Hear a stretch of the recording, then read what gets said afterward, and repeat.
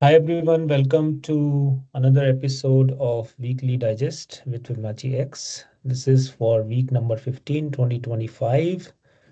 Today we are going to be discussing interesting deals which happened in the VC space in the last week in India.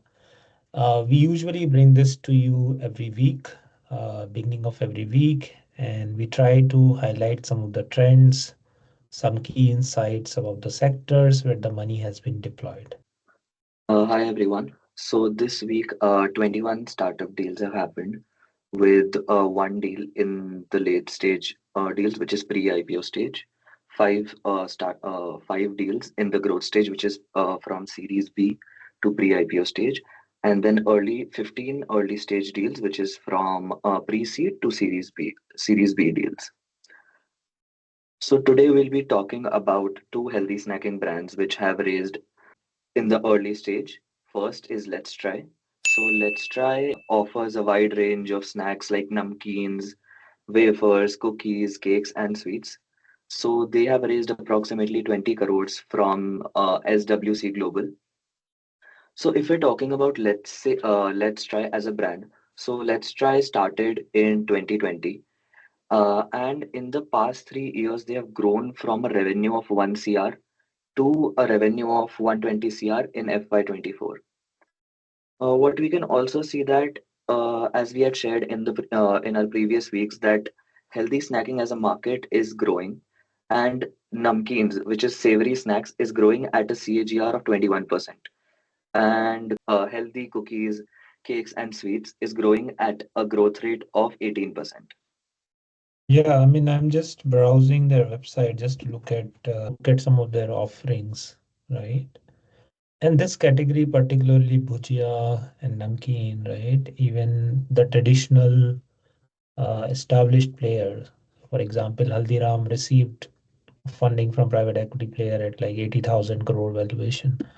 So there's a huge, existing validation and demand for these kind of products.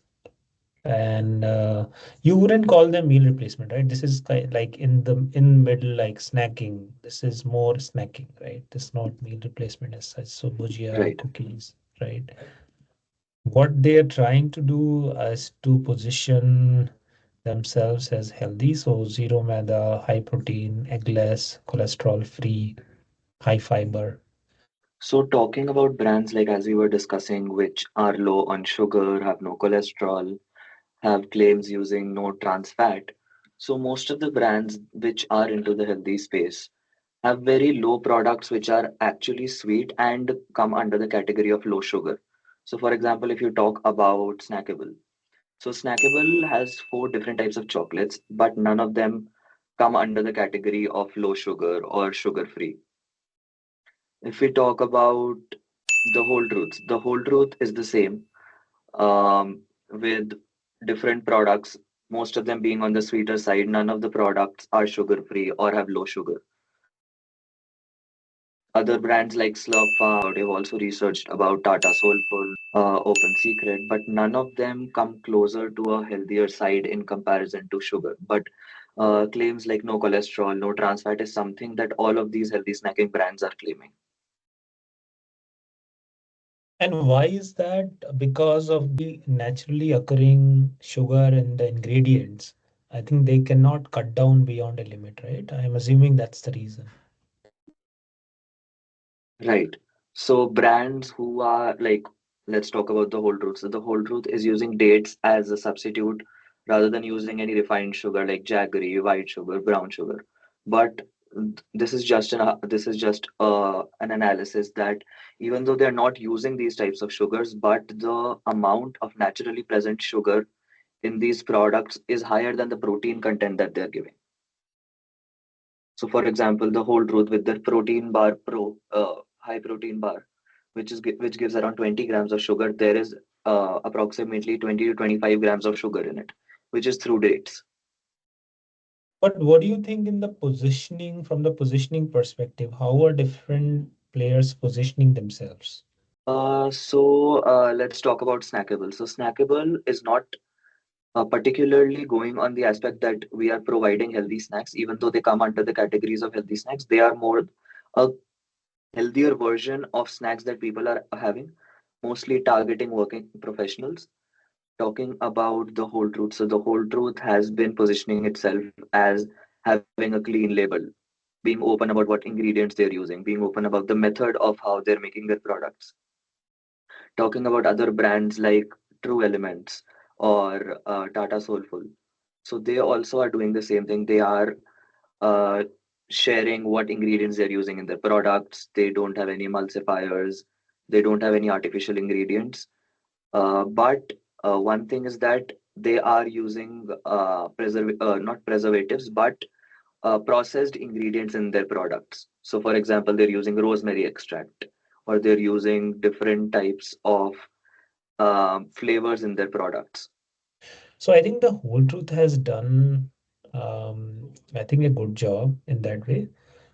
Max Protein, the just the branding is excellent in terms of the name, right? Max Protein. I'm not sure what are the ingredients for Max Protein. So, Max Protein has, as you mentioned, has positioned themselves pretty well, and they are using protein blend which contains whey protein in their products, which increases the amount of protein in the products. But as you can see that it's using emulsifiers in its products, so the products being minimally processed or um, being actually good for you in terms of how much protein they're giving is a question which is to be asked to the customers before they actually eat it. Because yes, they are Yeah, giving high protein, but is it actually healthier for you? you see this multi-tool, right? Now, multi-tool was also multi-tool right after soy and before whole grain rolled oats. There is a word called multi-tool, right? I think this is also something which was in the news when Go Zero was going viral, right? Because multi-tool was another thing which is not healthy for actually your gut and body. But I think it's used to cut down on the sugar content. So that way, I think FSI and regulators, I think, should actually take note of it and be actually a little bit proactive. I think we can learn from Europe and other geographies in terms of how to be proactively regulating this. And I think India and China are the only two countries where we'll find these kind of trends where you increase the sugar content and the sales will spike, right?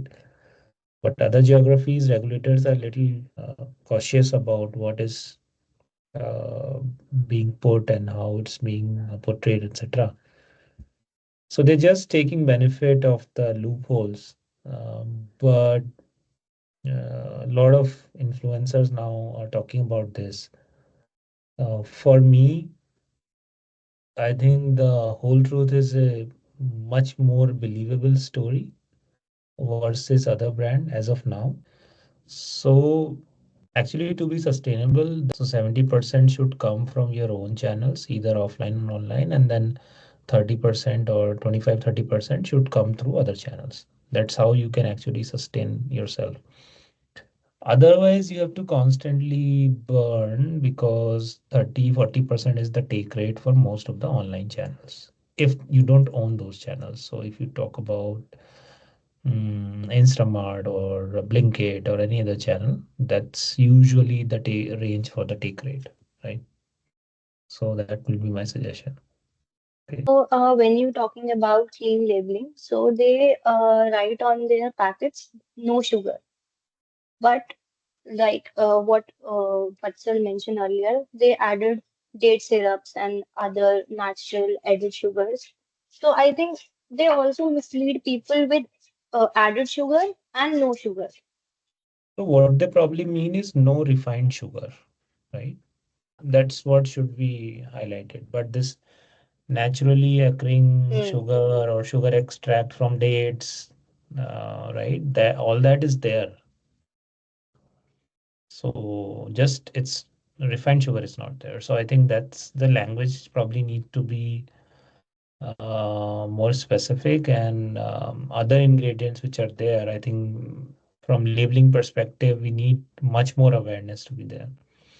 So again, on the overall thesis for health snacking, we are still bullish. We believe this category will grow because right now the penetration is very, very low. But founders need to be very careful about what is their channel split in the beginning and what channel they are owning, right? Within the whole online space also, I think probably they need to think about how they are positioning. So if I'm a premium brand, in term of pricing, I would rather go on Zepto than go on Instamart or Blinkit in the beginning. Blinkit, you go for reach. So if you want more visibility, you probably want to be on Blinkit or Amazon for Google and Meta ads, all those things. So all those trade-offs founders need to think about in the beginning. Right? So this frothiness where a lot of people are entering but not actually delivering that, that will go away as the consumers become more aware. So founders who are building for long term, they will need to figure out their unit economics if they want to deliver the quality as well as stay true to the mission. So that's something the balancing act has to be done. So adding on to your point, so the next brand which also raised into the healthy snacking segment is Eat Better Co. So Eat Better Co. Offers millet-based namkeens, dry fruit laddus, and nuts and seeds trail mix. So as you mentioned that for sustainable growth, these brands need to operate through should like this revenue split should be 70-30 with 70 being offline or through their own channels. So this brand is a internet first brand which is available on e-commerce and quick commerce platform and is only operating through these platforms. So what is the price point? So they have snack box. What else do they have? Laddus, millet namkeen. So again, differentiation is so difficult in this space, right? Every other company which we have met, right, is doing the same thing. And even packaging is for most of the players now, I'm thinking every third player has the similar packaging. Either they are going for the pouch. Um, so I don't know. What do you think? How they can differentiate? Like, in terms of pricing, they're not premium, right? No. So one thing is that while we were researching about the healthy snacking segment, and we were on the occasional treats, which is laddus and cakes. So one thing that we found out was on Amazon in the laddus category, Eat Better Company's hazelnut chocolate laddus was the most selling for straight 4 months on Amazon in India. So I think the name of the company, them claiming that they have 95% dry fruits and nuts, and their costing being on the lower end in comparison to them including dry fruits and nuts in their ingredients. I think that is one of the value propositions that they have, which attracts customers. So everybody is replacing sugar with dates. Like I said, more or less everybody is taking similar kind of positioning. Differentiation will be tough. People who are building for long term have major sales through their own proprietary channels. Distribution will become an important play. A lot of brands will be acquired by established players in the FMCG sector, like Yoga Bar acquired by ITC. So that's also a play which founders can look at. At this point, because of little differentiation, I think charging premium to the customer is going to be little tough at this point. More or less all products are similar. So over a period of time, if you have a better story on brand and better connect and more authentic, I think you can appeal better to the younger audience. So that will be the suggestion. Thank you everyone for tuning in, and please subscribe to us, and you can also subscribe to our newsletter. The link will be in the in the description, and you can also access this through our YouTube channel or through our website. Thank you so much.